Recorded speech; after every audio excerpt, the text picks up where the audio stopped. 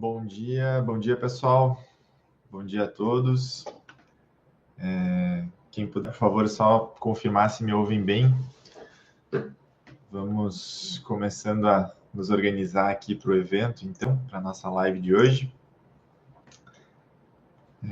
Sejam bem-vindos aí, todos que tiraram um tempo para nos acompanhar, enfim, até quem também estiver nos acompanhando eventualmente enquanto realiza outras tarefas, né?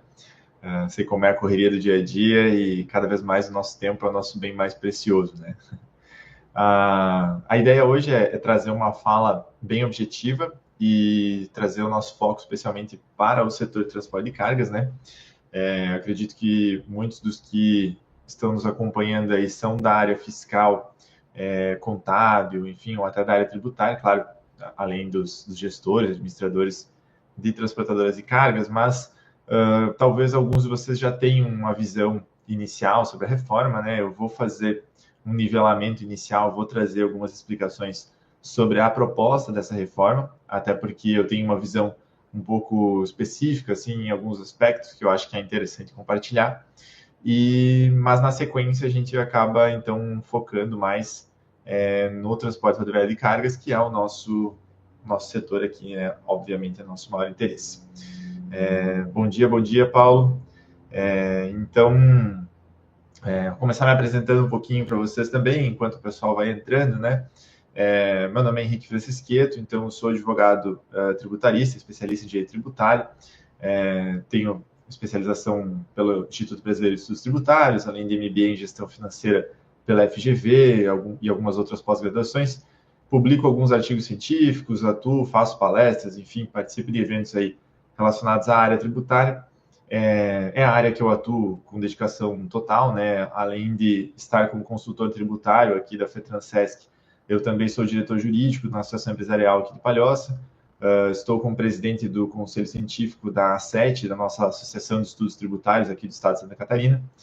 Já fica o convite, inclusive, para os colegas aí da área tributária e fiscal que tiverem interesse em fazer parte também da nossa associação da A7, seriam todos muito bem-vindos.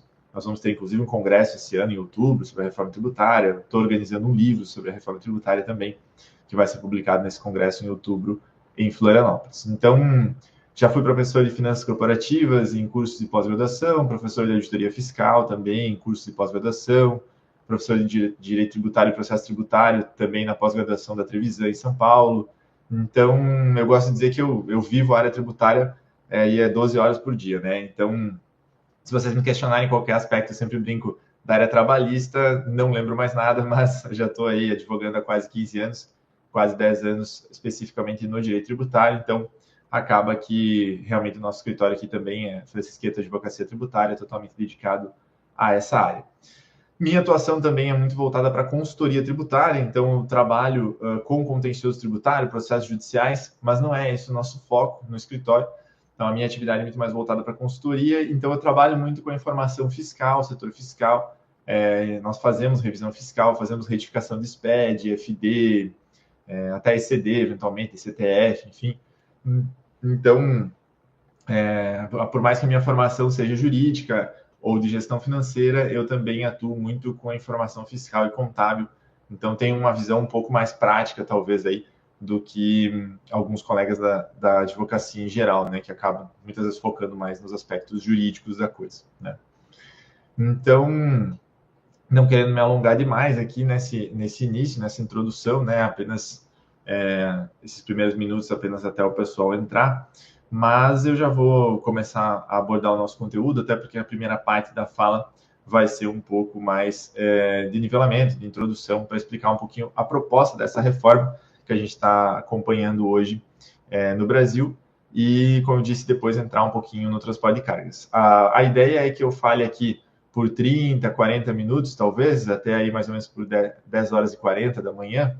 Então, não quero me alongar demais. Vocês sabem que advogado, se deixar, a gente fala muito, né? Então, vou tentar ser bastante objetivo aqui, tentar trazer os pontos que eu considero essenciais aí para a compreensão dessa reforma das implicações para o transporte de cargas. E no final, nesses últimos 20 minutos, aí até 11 horas da manhã, a gente abre um espaço para perguntas também, tá? Debates, enfim. Que muitas vezes eu acho que é a melhor parte aí dos nossos eventos, né? Então, Vocês fiquem, por favor, muito à vontade para enviar, inclusive, as suas dúvidas aqui no chat, né? Eu vou acompanhando o chat na medida do possível durante a live, mas ao final, nesses últimos minutos, eu também vou rever aí todas as eventuais dúvidas que surgirem aí no chat. Eu vou ler no final e vou buscar responder todas no final do evento, certo? Então, deixa eu começar aqui só a alterar a minha tela e compartilhar para que vocês possam acompanhar o conteúdo.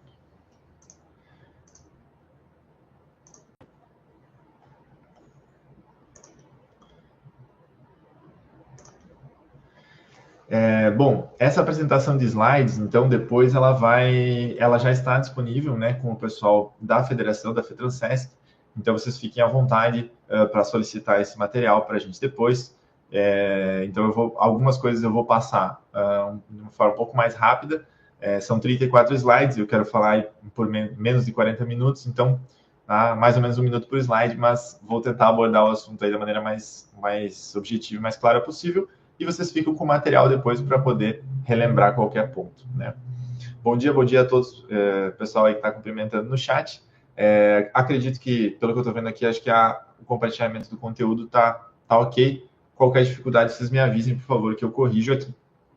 Bom, pessoal, no primeiro momento eu queria só destacar que essa fala ela vai ser baseada, então, no texto da nossa emenda constitucional 132, que é a alteração da Constituição que, vamos dizer assim, consolidou a reforma tributária em sentido amplo, e a Lei Complementar 214 de 2025, que é a primeira lei complementar relacionada ao IBS e CBS que nós temos, bem como, claro, os impactos aqui no nosso setor dos transportes, né? Então, eu vou trazer aqui para vocês os principais aspectos, né, os impactos em alguns outros setores e algumas provocações nessa primeira parte da minha fala. Depois, na segunda parte, a gente, então, aborda de maneira mais específica o transporte de carga, né? Então, eu quero começar aqui trazendo para vocês uma visão de quais são os objetivos e qual era a motivação da construção dessa iniciativa, né, da reforma tributária. Bom, acima de tudo, o que sempre se buscou com essa reforma tributária foi a simplificação do sistema tributário nacional. Então, a ideia nunca foi reduzir carga tributária. Então, vocês vejam aqui, principais objetivos: simplificação do sistema, segurança jurídica, melhoria do ambiente de negócios e manutenção da carga. Então, se em algum momento alguém esperava a redução da carga tributária, a gente já sabia, na verdade, desde o início, desde o objetivo, que isso nunca esteve em pauta, isso nunca foi um assunto, né? Reduzir a carga tributária não foi um tema dessa reforma. Talvez teria sido, e aí é uma questão de opinião pessoal, mas talvez teria sido interessante como país que a gente tivesse começado com a reforma administrativa, né? Talvez enxugar o custo da máquina estatal para depois pensar em alterar a forma como ela se alimenta, né? Alterar a forma da arrecadação tributária, do sistema tributário em si. Porém, enfim, não foi esse o caminho que se adotou. Então, a gente tem essa reforma que busca, acima de tudo, uma simplificação. O texto, como a nossa Constituição brasileira, ela é uma Constituição até bastante extensa e ela tem muitos artigos relacionados ao direito tributário, ela precisou, então, trazer essas linhas mestras da reforma, elas constam na Constituição, elas alteraram a Constituição, daí a emenda constitucional 132, e depois a gente vai ter as normas gerais, que são as leis complementares. Uma lei complementar é uma lei, então, que complementa o texto constitucional, daí o nome de lei complementar. Depois dela, ela tem um quórum um pouco mais restrito, ela é um texto um pouco mais... Às vezes até alguns autores defendem que a lei complementar ela é superior, de alguma forma, à lei originária. Alguns defendem que não, enfim, mas ela é uma lei mais difícil de passar no Congresso. Então, o que eu estou dizendo aqui para vocês? A gente vai ter linhas mestras no texto da Constituição, a gente tem as leis complementares, que vão trazer as principais normas para esclarecer essas previsões da Constituição, mas depois a gente vai ter muitas outras coisas, né? A gente tem todas as leis complementares que forem necessárias, a gente tem essa do IBS-CBS, vai ter uma lei complementar do Comitê Gestor, e depois a gente tem as leis ordinárias, né? Leis ordinárias, normas, decretos, portarias, instruções normativas, etc, etc. Então, a gente sabe que muitas vezes na prática, é lá na portaria, na instrução normativa da Receita, que a gente acaba entendendo de fato como vai ser feito o cálculo, a declaração de um desses impostos, e muitas vezes até essas normativas passam do que vinha previsto na lei. Então, o que eu quero dizer a reforma tributária não está concluída, longe disso. Na minha visão, na verdade, a parte mais complexa do debate é o que está acontecendo agora, que a gente vê como isso vai se dar na prática. Então, quando houve a alteração da Constituição, houve quem disse, olha, passamos a reforma tributária, mais de 30 anos de debate e agora conseguimos. Pois é, fizemos as linhas mestras, fizemos o texto inicial da Constituição, mas o grande debate, na verdade, ainda vai acontecer, ainda está acontecendo. E vocês vão ver depois, a gente vai falar dos regimes específicos, enfim, então tem muita coisa ainda em aberto. Essa reforma ela não altera a essência do nosso sistema. Nós temos no Brasil um sistema tributário que ele tributa muito mais o consumo do que o patrimônio e a renda, né? Então, isso é uma característica até de países um pouco menos desenvolvidos, né? Países mais desenvolvidos tendem a tributar mais a renda, o lucro, o patrimônio, e menos o consumo. A gente tributa muito o consumo. Então, a gente acaba onerando o preço de produtos e serviços com essa carga tributária maior no consumo. Isso não está sendo alterado, tá? Então, a reforma ela não altera essa dinâmica. Então, esse que teria sido um dos grandes debates aí, talvez possíveis, mas também não fez parte da discussão. Essa reforma ela preserva o Simples, mas ela reduz muito a competitividade para as empresas do Simples, inclusive as transportadoras do Simples, né? Nós vamos falar mais disso depois.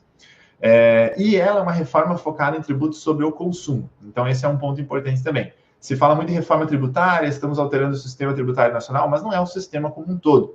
A gente está focando basicamente em tributos sobre o consumo. Ela não afeta de forma significativa IPTU, IPVA, ITCMD, ITBI, enfim, hoje, aqui em estime no Brasil, que nós temos 84 tributos, né, entre taxas, contribuições, etc. E o que a gente está tratando nessa reforma tributária do consumo são de 5 tributos, né, PIS, COFINS, ICMS, ICS e IPI. Então, é uma reforma muito focada. É focada naquilo onde a gente tem a maior parte da arrecadação, que é sobre o consumo, a circulação de bens ou de serviços, mas é uma reforma ainda assim focada no consumo, que não trata de todos os tributos, né? Também não envolve tributos sobre folha, por exemplo, que não fizeram parte dessa reforma. O imposto de renda e a tributação sobre a distribuição de lucros, ela vem até aparecendo cada vez mais nos debates públicos e ela tende a aparecer aí no futuro também. Já existe uma previsão de prazo, inclusive, para isso, dentro da reforma tributária atual, vamos dizer, né? Então, a gente espera que no futuro venha também essa alteração de tributação do imposto de renda. O que também é um ponto, pessoalmente, que me preocupa um pouco, né? Vocês vão ver que a minha visão sobre essa reforma atual não é tão positiva, e depois, se a gente tiver um cenário ainda pior na tributação sobre a renda, acho que a coisa pode ficar realmente muito grave. Em termos de linha do tempo que a gente tem hoje, então, para o ano passado, esse ano, nada era previsto que acontecesse de fato, nada mudava. O início da cobrança com alíquotas teste da CBS e da IBS é no ano que vem, a princípio, né? Depois a gente tem a CBS em alíquota final, o fim do PIS/COFINS já em 2027. A coisa vai se alterando ao longo dos anos com redução do ICMS, ISS e aumento do IBS. E no fim da reforma, então, só no ano de 2033. Então, a gente tem aí pela frente, pelo mais ou menos 8 anos ainda em tese de transição. Durante esse período de transição, os dois sistemas vão coexistir, né? Então, aí os colegas da área fiscal e contábil, acredito que já venham pensando sobre isso, inclusive, como vai se dar isso, né, nos SPED, nas obrigações acessórias, né? Como vai se tratar dessa informação? Porque você vai ter dois sistemas tributários coexistindo e a empresa vai tributar, então, parte da sua receita no sistema novo, parte no sistema anterior. A ideia dessa transição é perceber se a arrecadação realmente se mantém, se a carga realmente se mantém dentro do previsto, enfim, fazer eventuais ajustes para não prejudicar os entes públicos, né? Mas a gente não sabe como vai se dar a operacionalização disso na prática, né? Como é que vamos colocar em prática dois sistemas ao mesmo tempo? Quer dizer, as contabilidades vão trabalhar o dobro, né? Talvez não, depende de como o sistema vai se efetivar. Mas são dois sistemas coexistindo, então é um ponto de dúvida aí para muita gente também. Essa linha do tempo, eu pessoalmente também sou um tanto cético quanto a isso, né? Até falamos também sobre reforma tributária agora no dia 20, na reunião no CETRAN de Tubarão, né? E também tratei desse ponto lá, porque o que acontece? Eu vivi muito na prática, meu primeiro escritório de advocacia em 2013, meados de 2013, em Itajaí. Na época, a gente tinha ali 2014, 2015, a perspectiva de implantação do E-Social. E naquele momento, o E-Social ele já estava 3 ou 4 anos atrasado, né? E eu lembro até de organizar eventos na época, enfim, de buscar essa divulgação para o setor empresarial do novo E-Social que vinha surgindo, ia substituir GFIP, etc. O que a gente acabou vendo na prática foi que o E-Social foi implantado só em 2019, assim, que ele, de fato, vamos dizer que ele se concluiu, essa transição. Houve até momentos em que se buscou pensar em voltar atrás, né, desfazer o E-Social, e voltar para a GFIP, enfim, porque ele tinha se tornado um problema muito complexo. Então, vocês imaginem que o E-Social ele foi basicamente um relatório novo sobre a mesma coisa que sempre existiu. Você não teve nenhuma mudança de lei trabalhista específica para o social, não teve nenhuma mudança de tributação sobre folha. Ele era simplesmente uma forma diferente de fazer o relatório para o governo, do que ia antes via GFIP, etc., passou a ser enviado via E-Social. Uma simples mudança de relatório, de forma de entregar a informação, já teve aí uma demora de tantos anos assim para ser implantado e atrasou aí mais 5 anos na transição. Então, uma mudança tão profunda como essa, uma mudança do sistema tributário nacional, sinceramente, eu tenho minhas dúvidas se isso vai acontecer dentro dessa linha do tempo. A gente já vê, por exemplo, essa ideia da cobrança em 2026 da alíquota teste, há pronunciamentos de empresas especializadas em software ERP, por exemplo, que já falam que não receberam o layout necessário ainda para fazer as adaptações dos sistemas, né? Então, vamos dizer, a gente está falando aí de talvez 7 meses até dezembro, para janeiro começar essa cobrança teste, e algumas empresas, muitas das empresas, parece que ainda nem receberam o layout para fazer a programação necessária, para atualizar os seus sistemas, para incluir essas cobranças de teste, e rodar isso, atualizar isso em toda a sua base de clientes a partir de janeiro. Então, você vê que é um pouco difícil de imaginar que isso vai acontecer nessa transição, né? Nesse cronograma, né? A coisa já está muito próxima. E também já fico alerta para todos aí, se você por acaso hoje tem alguma dificuldade com seu ERP ou tem uma intenção talvez de trocar por um sistema mais robusto, talvez seja importante fazer isso logo, né? Porque o sistema que você vai usar para gerenciar a sua operação de transporte de cargas, ele vai ser mais importante ainda a partir do ano que vem, em tese, né? Já com a reforma. Então, se você não tem um sistema tão robusto, busque esse suporte, porque vai ser importante. Vocês vão ver mais aí daqui para frente também. A ideia da alíquota, e sobre as dúvidas, por favor, pessoal, enviem aqui no chat, no final eu vou abordar todas, tá? Sobre a alíquota pretendia ser uniforme, né? Ela pode, mas ainda pode variar bastante, na minha opinião.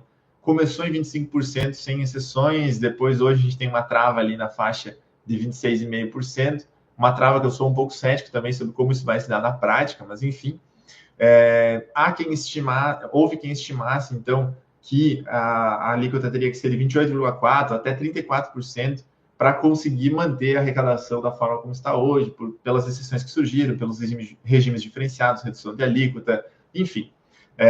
A média da alíquota nos países da OCDE é de 19%, né? Então, vocês vejam como hoje a gente já tem aí a perspectiva, vamos dizer, do maior IVA do mundo, né? Um tributo sobre valor agregado muito alto, e pode ser que a gente tenha uma carga tributária final, na prática, ainda maior.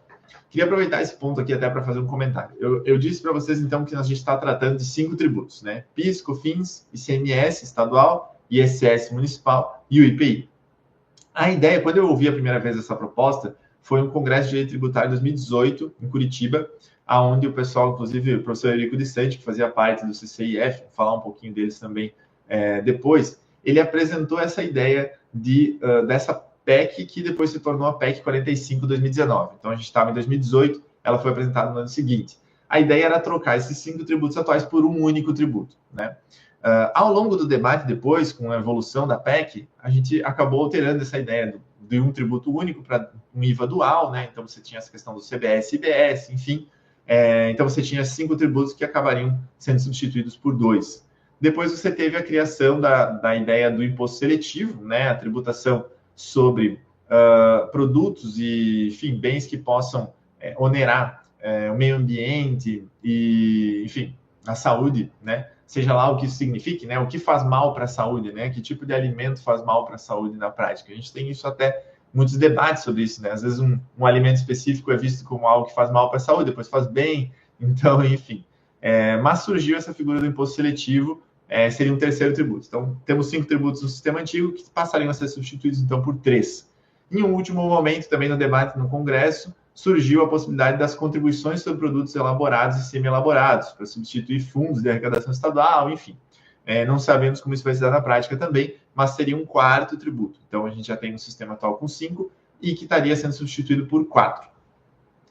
No final da história, alguém percebeu que a gente precisaria, então, manter a competitividade da Zona Franca de Manaus. E aí uma crítica pessoal minha, mas A Zona Franca de Manaus existe há mais de 50 anos, sempre teve benefício fiscal e aparentemente ainda não conseguiria concorrer com o restante do Brasil se perdesse o benefício fiscal. É um tanto curioso imaginar que mais benefício fiscal vá de fato fazer algum sentido se nos últimos 50 anos ainda não foi suficiente para gerar a competitividade necessária. Mas, enfim, então buscou-se defender essa competitividade da Zona Franca de Manaus.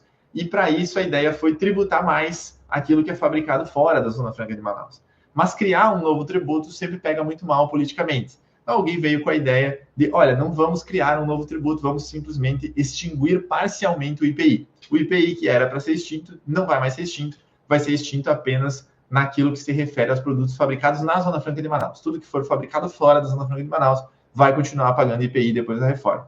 Então, você passa a ter um sistema que hoje tem PIS, COFINS, ICMS, ISS e IPI, e ele é substituído por um sistema que vai ter IBS, CBS, imposto seletivo, eventuais contribuições sobre produtos elaborados e semi-elaborados e o IPI, que continua existindo. Então, vocês veem que a gente está trocando 5 por 5, então já aí talvez a gente já consiga visualizar que não parece haver aí tanta simplificação quanto se pretendia.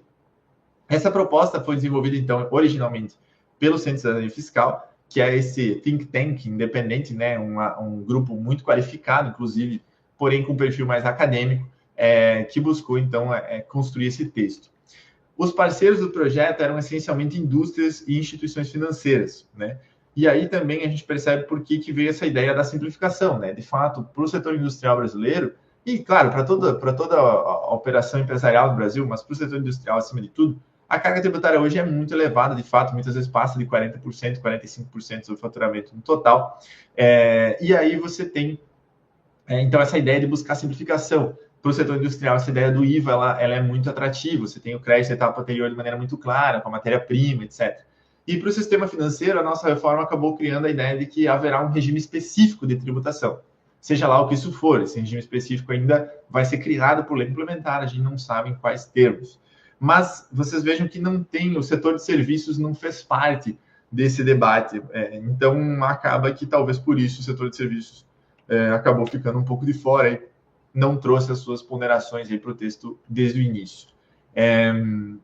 Alguns impactos por setor, só para trazer exemplos para vocês. Então, a gente tem regimes diferenciados, aí, reduções de 60% nessa alíquota tão onerosa, que a gente está falando aí na faixa de 26,5%, para seguintes bens e serviços, né? Serviço de educação, saúde, médicos, acessibilidade de pessoas com deficiência, enfim, medicamentos, produtos de cuidados básicos de saúde menstrual, o transporte público coletivo de passageiros entrou aqui, alimentos, higiene pessoal, produtos agropecuários, insumos agropecuários, enfim. Então, você tem aqui série de setores aí, questão da cesta básica, continua desonerada, né? Então, tem vários aspectos aí que eram até uma necessidade, se a gente for pensar do ponto de vista social, né? Aí, por isso que eu digo, a ideia, o texto original foi construído por teóricos, por acadêmicos, né? Então, você vê, vamos tributar todos os produtos exatamente igual e vamos fomentar via finanças mesmo, com crédito subsidiado, os setores de interesse público. O que isso significaria? Que a gente passaria a tributar a cesta básica, que hoje essencialmente já não é tributado na maior parte dos estados, você passaria a tributar e aumentaria aí o preço do arroz em quase 30%, né? Qual é o governo que vai fazer uma reforma tributária que vai aumentar o custo da cesta básica em quase 30%, né? Acho que seria politicamente inviável. Na cabeça do teórico acadêmico talvez faça sentido, mas na prática da política a gente sabe que isso não poderia passar dessa forma, e aí por isso a gente já começa a ter essas exceções de reduções de alíquota, enfim, até por uma questão social. E alguns conceitos muito abertos aqui, né? A gente tem redução de 60% para produções artísticas, culturais, eventos, quaisquer eventos, né? Atividades esportivas, comunicação institucional, bens e serviços relacionados à soberania e segurança nacional, bens e serviços relacionados à segurança da informação, né? O que seria uma segurança da informação? Um HD para o seu computador é segurança da informação? Né? Um smartphone, segurança da informação, segurança cibernética, enfim. Então, são conceitos ainda que a gente vai precisar entender muito bem como vão se dar na prática. Depois, a gente tem aqui lei complementar, então, prevendo no texto constitucional que a lei complementar vai instituir esse novo imposto, IBS, que é para estados e municípios. Ele pretende substituir tanto o ICMS quanto o ISS.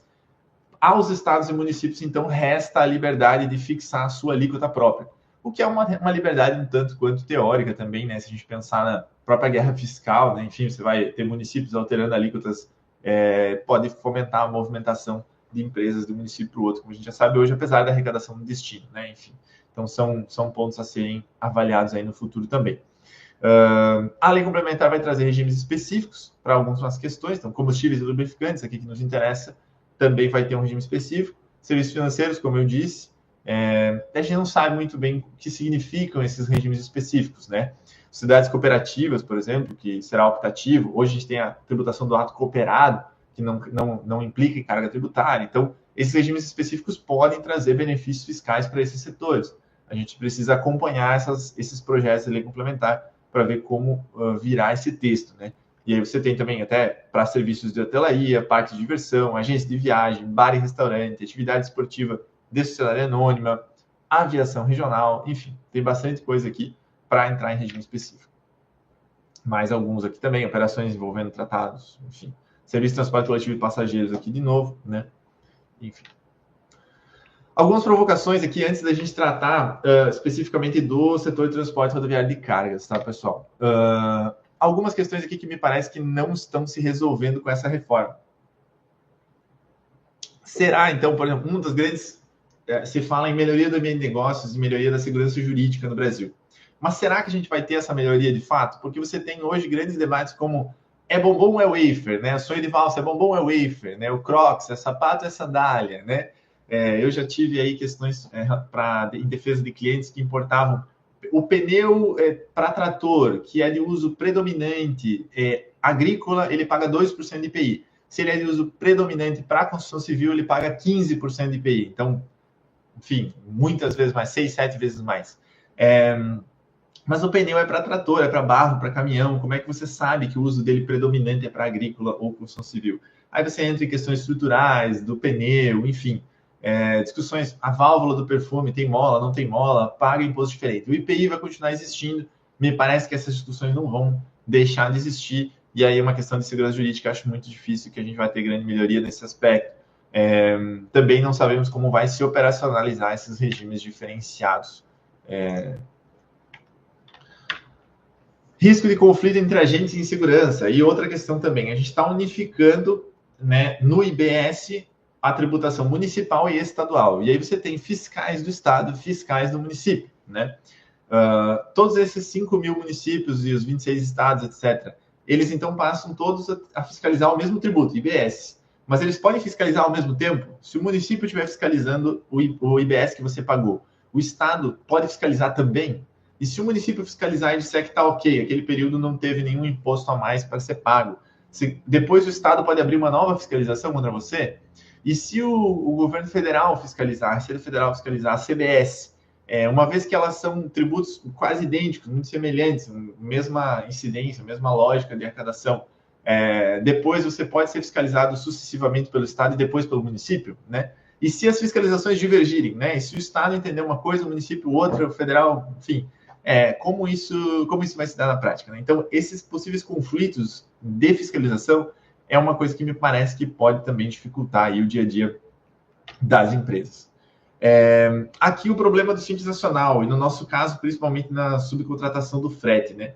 Então, quando você contratar um serviço de uma empresa prestadora, como uma transportadora de cargas, optante pelo Simples Nacional, você não vai mais ter aquele crédito de 75%, enfim, do que hoje tem no PiscoFins, mas você vai ter um crédito equivalente ao cobrado de IBS ou CBS dentro do Simples Nacional. Então, imagine, se você é uma transportadora do lucro real, subcontrata uma transportadora do Simples, e ela paga lá 15% do faturamento no boleto do Simples dela, no DAS, significa talvez que ali dentro daquele DAS ela pague, no total daquele 15%, provavelmente uns 5% de ICMS, ou ISS, PiscoFins, enfim, talvez um pouco mais. Vamos dizer que seja 7%. Então, se você subcontratar esse serviço, você no lucro real, após a reforma, você vai tomar crédito de 7%, que é esse imposto dentro do Simples Nacional que foi pago, né, de CBS e IBS dentro do Simples que o prestador de serviço pagou. Mas se você subcontratar uma empresa, lucro presumido e lucro real, ela vai te repassar 26,5% de crédito, que é o CBS e IBS todo. Então, na prática, a gente está falando que um serviço prestado por alguém optante de lucro presumido ou real, ele, na prática, significa que ele vai ser 20% mais barato do que o serviço prestado pelo optante do Simples, né? Então, você tem aí uma vantagem competitiva na concorrência entre empresas maiores, optantes pelo lucro presumido e lucro real, tendem a ter vantagem competitiva perante empresas optantes do Simples, né? A gente ainda vai ter que entender como isso vai se dar na prática, mas a lógica é essa. O que tem hoje na norma é isso, né?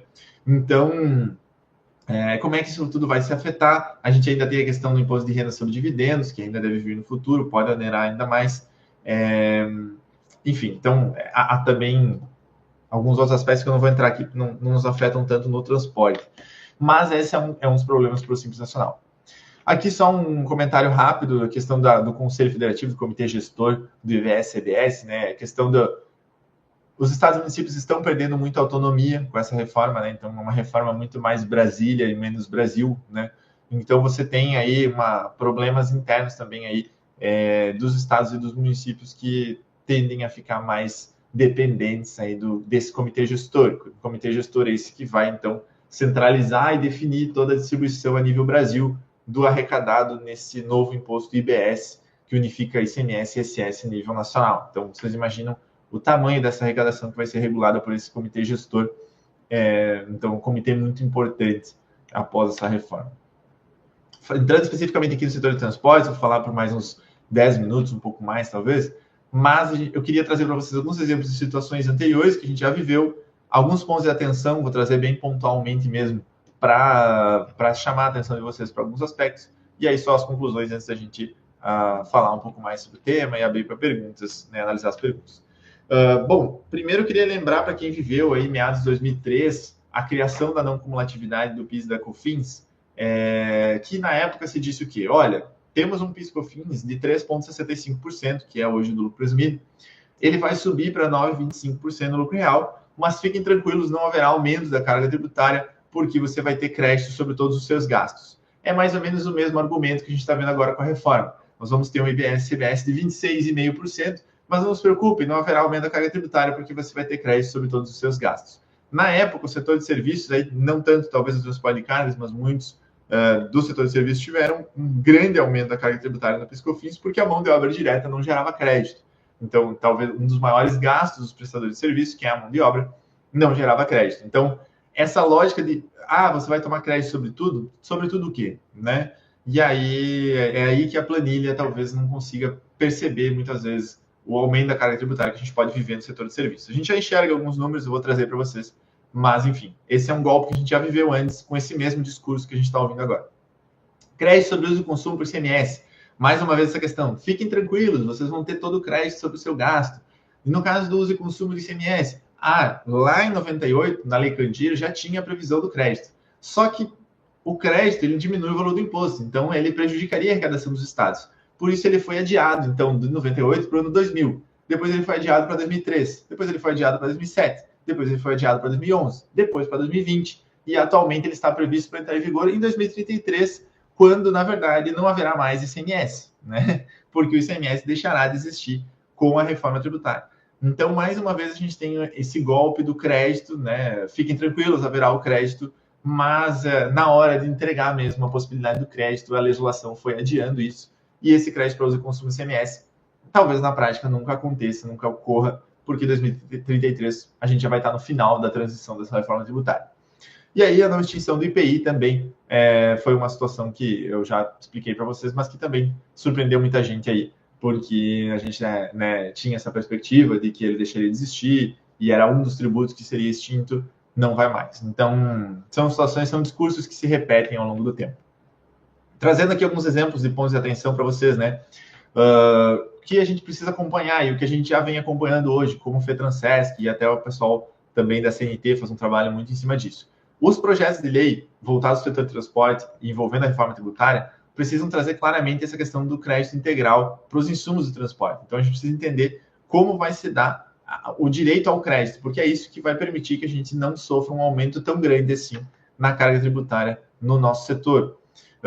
O custo do frete tende a aumentar também pela cobrança do imposto seletivo sobre derivados de petróleo e combustíveis, né? Esse imposto seletivo que eu comentei com vocês, que pretende onerar aquilo que não seja benéfico para o meio ambiente, para a saúde, ele vai onerar combustíveis em geral, combustíveis derivados de petróleo, e aí isso pode aumentar o custo do frete para o setor de transportes. É um ponto que a gente precisa ficar atento. Folha de salários como crédito, entendo que ainda é um ponto que a gente deve tentar brigar ainda com crédito presumido, enfim, porque isso mitigaria também o impacto financeiro da reforma no setor. e uma exoneração clara e integral daquilo que foi o transporte com destino ao exterior. Hoje a gente não tem essa clareza, mas o que é transporte com destino ao exterior? É só aquele transporte onde a carga é entregue no Uruguai, Argentina, enfim, ou ele pode ser o transporte até o porto, enfim, ele já é considerado uma prestação de serviço com destino ao exterior. Hoje a gente tem grandes debates sobre isso ainda nos tribunais, então é um ponto que seria importante que ficasse claro, né, nas normas. Até revisando um pouquinho aqui o essencial, a gente vai ter um novo sistema, o tal do IVA dual, que é esse IBS-CBS, pretende substituir diversos tributos atuais e criando esses novos CBS e IBS. Mas aí o IPI vai ser mantido, existe o imposto seletivo e existe a contribuição sobre produtos primários e semi-elaborados. Aqui para não dizer que eu não falei nada bom sobre a reforma, aqui a gente tem um ponto positivo, que é o fim do cálculo por dentro, né? Hoje a gente tem, por exemplo, no caso do ICMS, o cálculo por dentro, você tem uma situação onde o ICMS com uma alíquota de 18%, aqui, como vocês podem ver, ele acaba tendo um tributo aí de mais de 21%, né, sobre o preço base de R$1.000. Por quê? Porque o ICMS está na base dele mesmo, né? Então ele é calculado por dentro, então não é só 18% que a alíquota de 18% vai fazer você pagar. No caso do IBS, sim, aí o cálculo é por fora, então a gente tem uma clareza maior sobre essa carga tributária. É a ideia um pouco mais do IVA. O ICMS hoje ele já é o nosso IVA, né? Já é um tributo sobre o valor agregado, que tem a questão do crédito sobre da etapa anterior. Enfim, ele pretende onerar esse valor agregado na circulação da mercadoria. Então, o nosso ICMS ele já tem essa característica de IVA, mas agora o IBS ele tem essa clareza maior também, até pelo cálculo por fora. Aqui um ponto que eu sei que enfim, nessa conversa toda, um dos mais importantes, é qual é a nossa carga tributária para o setor de transportes. Então, pela análise da CNT, um estudo publicado em dezembro do ano passado, a gente tem uma perspectiva, então, no caso atual, né, transporte de cargas com subcontratação, a gente tem uma carga tributária efetiva de 7,28% por esse estudo da CNT, já considerando crédito, PIS/COFINS, ICMS, tributação de ISS, enfim. Então, você tem transporte de carga e subcontratação, 7,28 atualmente, média de carga tributária efetiva final desses tributos, né?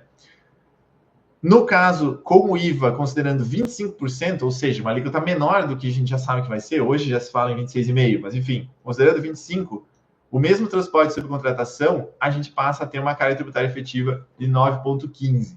Considerando 7,28 para 9,15, a gente tem um aumento aí na casa de 25% na carga tributária para o transportador que trabalha com subcontratação. Um aumento bem relevante, 25% a mais, em média, de carga tributária efetiva. No caso da frota própria, a situação é pior, porque a gente tem transporte de cargas com frota própria, ou uma carga tributária efetiva, conforme esse estudo da CNT atualmente, 7,35% nesses tributos, ela passa a ser, então, frota própria 9,85%. 7,35% para 9,85%, a gente acaba tendo aí uma carga um aumento na carga de 34%. Então, aí, 1/3 a mais de tributo com essa mudança da reforma.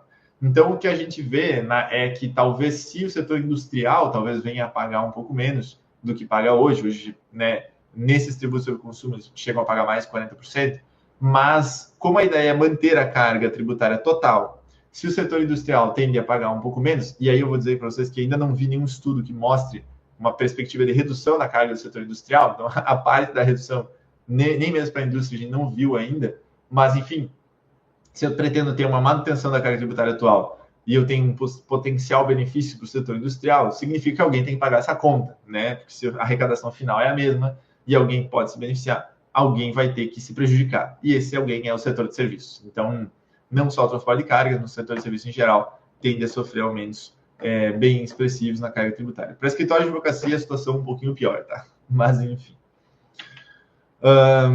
Os créditos CBS e IBS só podem ser aproveitados com nota fiscal e tributo efetivamente pago. Aí esse é um ponto também de muita dúvida, pessoal. Porque hoje o que acontece? O seu prestador ele emite a nota, você retém a nota de entrada, você toma o crédito sobre aquela nota. Você não precisa se preocupar se ele pagou ou não pagou o imposto dele.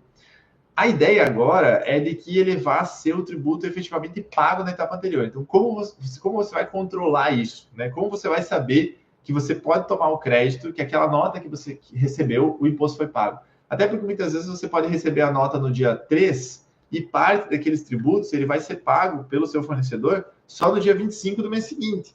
E você quer utilizar aquele crédito naquela mesma competência que você recebeu a nota. Então, como isso vai se efetivar? Né? Como é que eu vou saber que o cara pagou o imposto dele para que eu possa tomar o crédito? Vou falar um pouquinho para vocês depois do split payment, que é uma tecnologia que pode ajudar nisso, mas é um ponto de muita dúvida, tá? Aí a gente tem o fim do crédito presumido de 20%, fim do crédito presumido de 75%, até pelo fim do ICMS e do PIS/COFINS. Tem a previsão do crédito presumido para serviço prestado por transportador autônomo, pessoa física ou MEI. E aí, aquele ponto que eu já trouxe para vocês, a contratação de optantes do Simples, ela vai gerar um crédito limitado, né? Então, só ao valor efetivamente recolhido de IBS e CBS. Subcontratação, então, transportadora não optante do Simples vai gerar muito mais crédito, vantagem competitiva. Os optantes do Simples podem pagar o CBS e IBS por fora, mas vão ter um aumento muito grande na carga tributária total deles. O transporte não teve uma alíquota reduzida, então a gente pode esperar essa alíquota de 26,5% pelo menos no IBS e CBS para o nosso setor. Um ponto importante aqui também, o imposto ele vai ser recolhido no local onde a carga for entregue e não no local de origem. Então, se a transportadora tem sede em Santa Catarina, mas entrega a carga em São Paulo, o imposto é de São Paulo. Então, isso faz com que exija uma atenção maior no destino da carga na nota. Na subcontratação também, o parceiro tem que pagar a parte dele. Então, e aí esse cuidado com a nota e até com o efetivo pagamento do tributo é que vai significar o crédito, né? Essa diferença de cobrança do imposto no local onde a carga é entregue, onde o serviço se conclui, no destino da circulação da mercadoria, ela se justifica do ponto de vista social, se a gente for pensar, porque, em tese, é que sim, eu vou cobrar mais tributo onde tem uma população maior, onde existe mais aquisição de bens ou de serviços. Então, porque no cenário atual, você acaba tendo uma situação onde você pode ter um estado, um município, que produz muito, mas que tem uma população pequena. E aí ele arrecada muito tributo, ele tem um valor mais alto para sustentar saúde, educação, enfim. E você, com a tributação do destino, você acaba mudando um pouco essa dinâmica, a tributação vai mais para o local onde tem mais gente, mais população, e é onde vai ter, então, necessidade mais de saúde pública, de educação, de segurança. Então, a arrecadação tributária maior, onde a população é maior, seria justificada nessa lógica.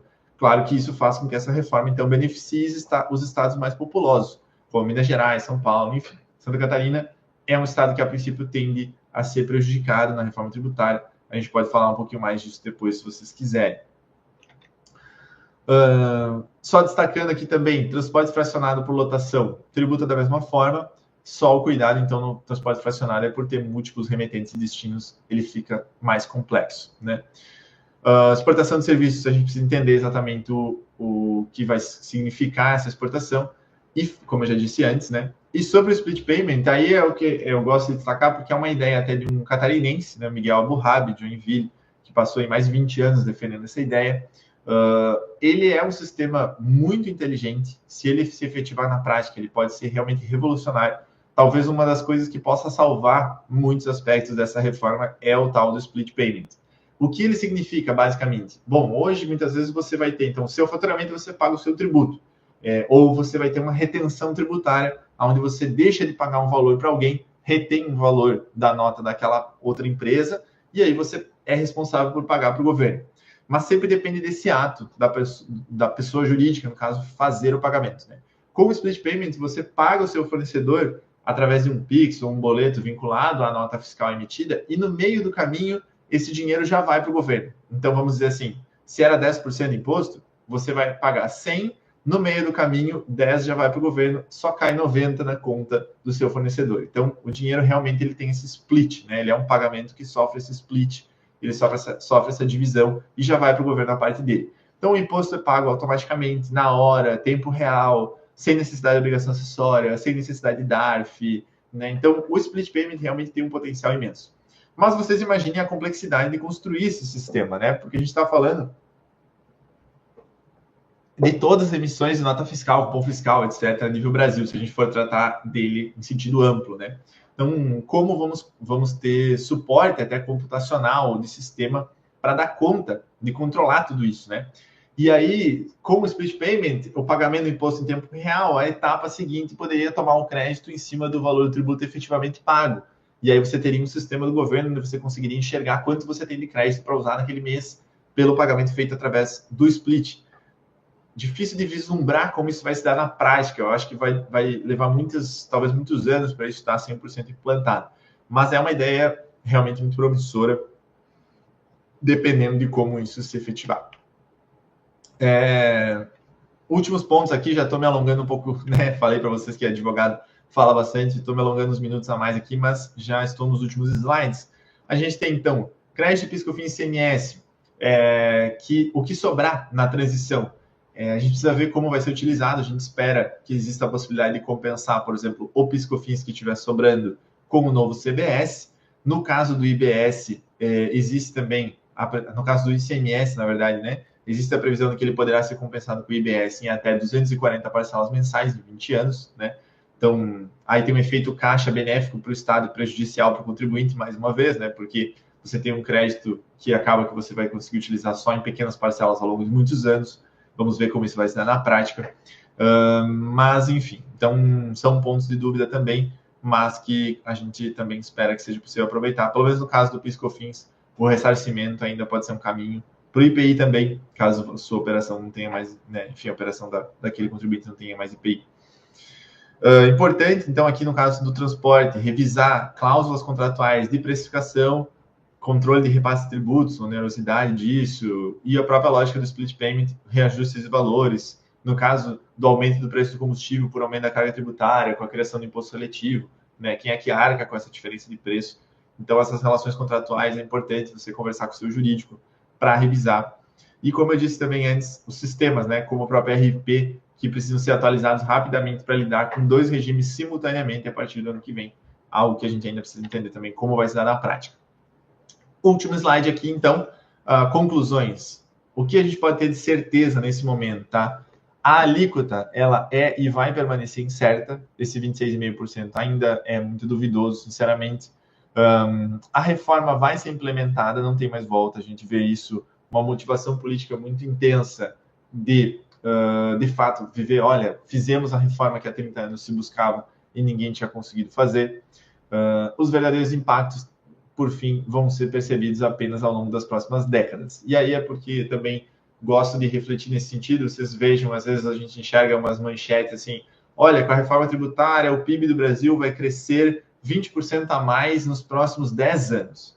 Então, a gente já está falando de 20% ao longo de 10 anos. Significa um percentual anual muito baixo, né? Menos de 10%, até porque você teria um juro composto, enfim.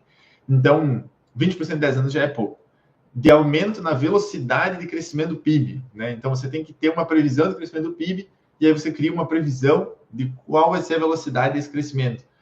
Como todos sabem, né? A gente sabe que a economia é muito globalizada, são inúmeros fatores que influenciam. A gente tem inovações tecnológicas, o próprio surgimento da inteligência artificial, outros aspectos que tendem a afetar a economia não só do Brasil, como do mundo todo, né? O Brasil, por exemplo, foi muito bem em 2010 e 2020, mas teve todo o contexto do boom das commodities, né? Onde o Brasil se beneficiou, o crescimento do setor agro, enfim. Então, você criar uma perspectiva onde você diz que a reforma tributária vai fazer com que o PIB cresça 20% mais do que era esperado que ele crescesse, é um dado que, na verdade, não serve para muita coisa, porque você vai chegar ao final disso, como você vai saber se ele cresceu um percentual de 20% acima do que a velocidade que você tinha antecipado? Será que foi por causa da reforma tributária? Será que não foi por outro fator? A economia né, um conglomerado de fatores e variáveis muito grande, muito amplo. Então, é por isso que eu coloquei aspas aqui no percebidos, né? Será que a gente vai perceber os verdadeiros impactos dessa reforma?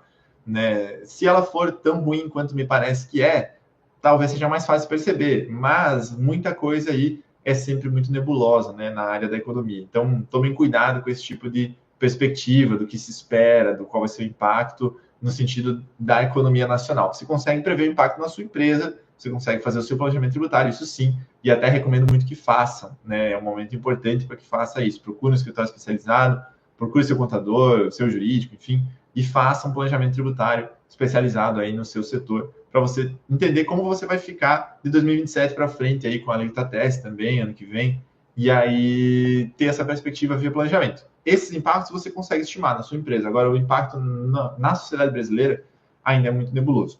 E aí, só o que eu acho muito provável também, essa transição começa e termina depois do previsto, provavelmente, pelo que eu já disse, até do E-Social, e haverá aumento da carga tributária sobre o setor de serviços.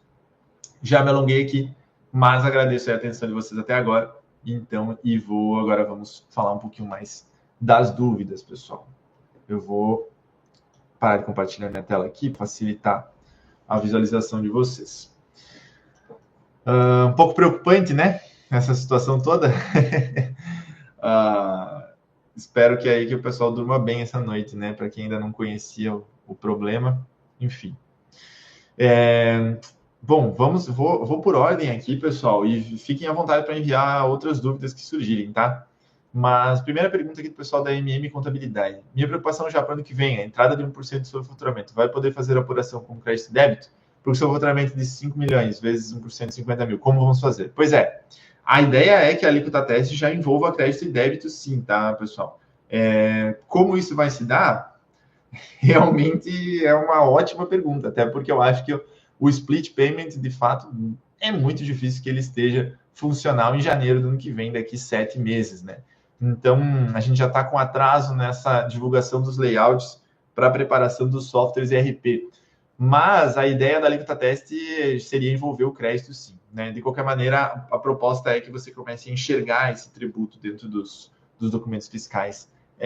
E os softwares também têm essa primeira possibilidade de atualização.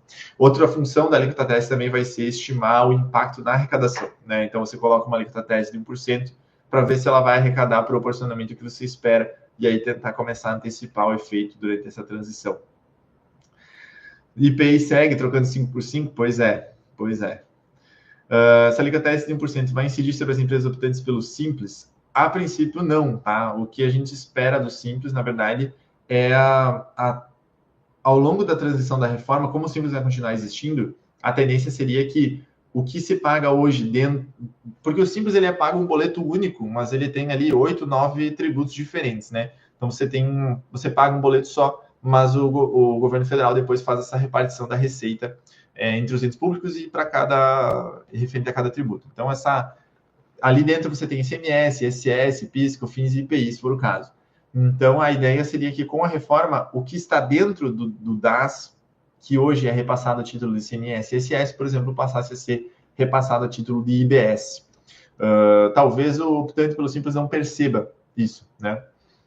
Então, a princípio, a alíquota teste não me parece que eles vão utilizar nesse primeiro momento, porque não faria tanto sentido. Mas, enfim, se utilizar também não vai servir para muita coisa, né? Enfim, a gente precisa só alterar dentro da distribuição, não muda a arrecadação, no caso simples, muda a repartição, né, do tributo, a separação do tributo, né? O IBS integra o ICMS e ISS. Com a reforma vai ser conferida a alíquota de IBS do estado de destino. Vamos conferir só a alíquota de ICMS, não de ISS? Não, na verdade são os dois, né? A gente vai ter essa composição, ela passa a ser então de CBS e do IBS, que vai ter uma parte estadual, uma parte municipal nesse pagamento desse IVA dual. Então, você vai ter o efeito da alíquota do município e da alíquota do estado, porque não vai mais ter distinção, né? Hoje a gente tem uma tributação municipal sobre serviço e estadual sobre circulação de mercadoria e alguns serviços, como o nosso setor de transportes, né?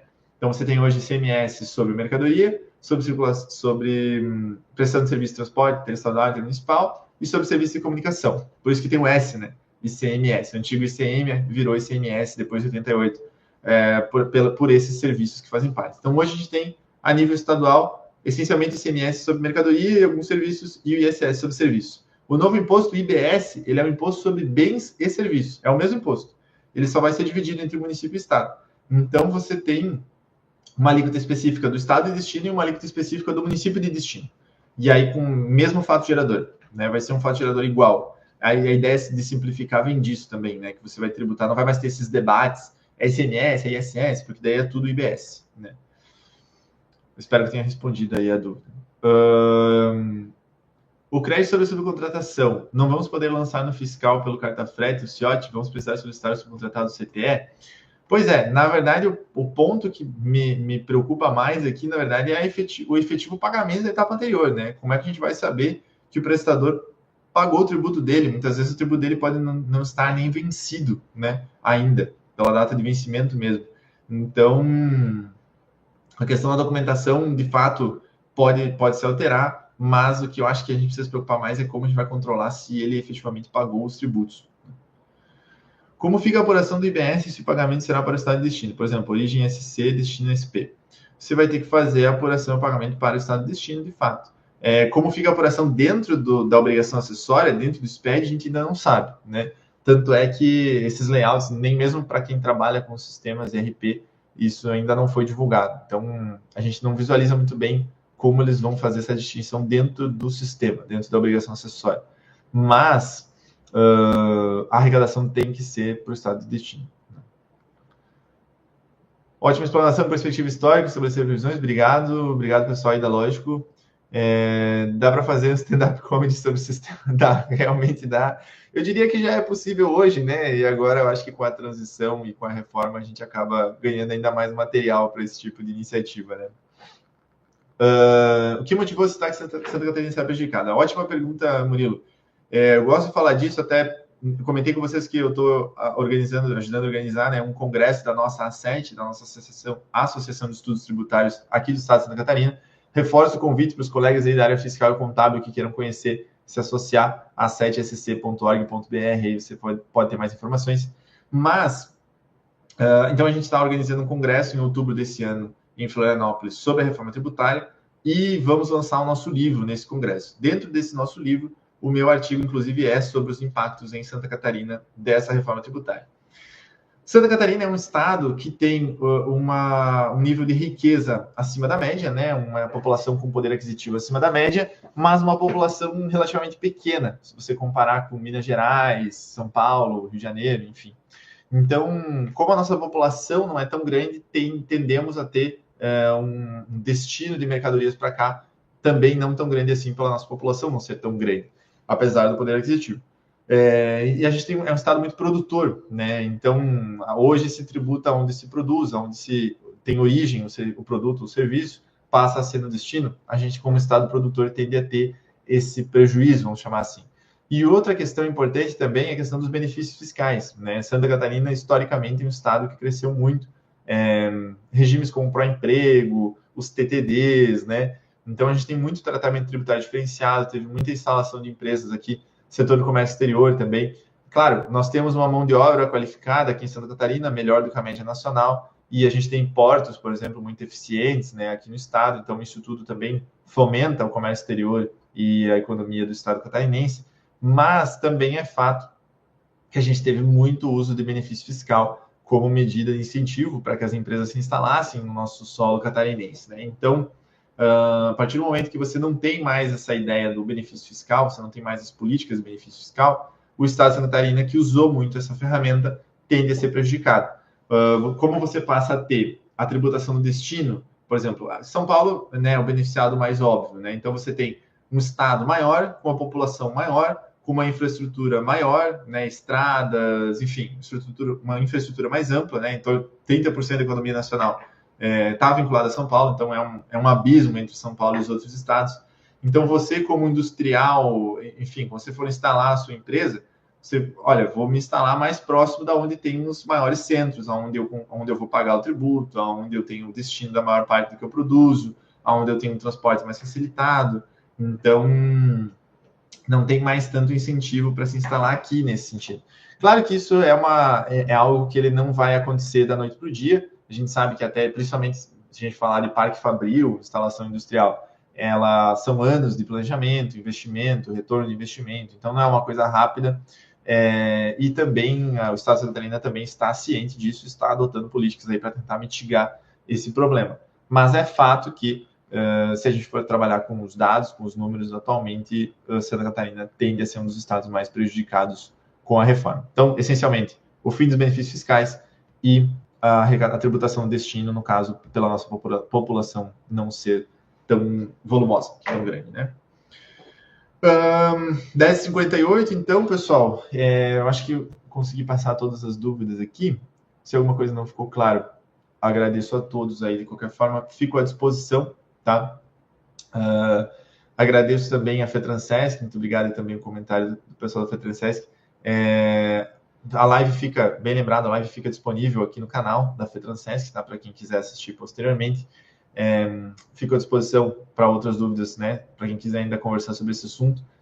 Teremos aí muitos anos de transição e ainda vamos falar muito sobre a reforma tributária. Acompanhem os projetos de lei, acompanhem os debates, acompanhem a FETRANSESC, acompanhem a nossa newsletter, acompanhem as informações. Nós estamos monitorando alguns projetos de lei aí relacionados à reforma. Então, é importante que a gente entenda que a reforma não terminou, os debates continuam e talvez agora até sejam mais relevantes, em certo sentido, na minha opinião. Então, é muito importante que a gente acompanhe a evolução dessa reforma. Vou encerrar a transmissão aqui, pessoal, mas como eu disse, fico à disposição. Obrigado mais uma vez por acompanhar nosso conteúdo. Bom trabalho a todos aí. Um abraço.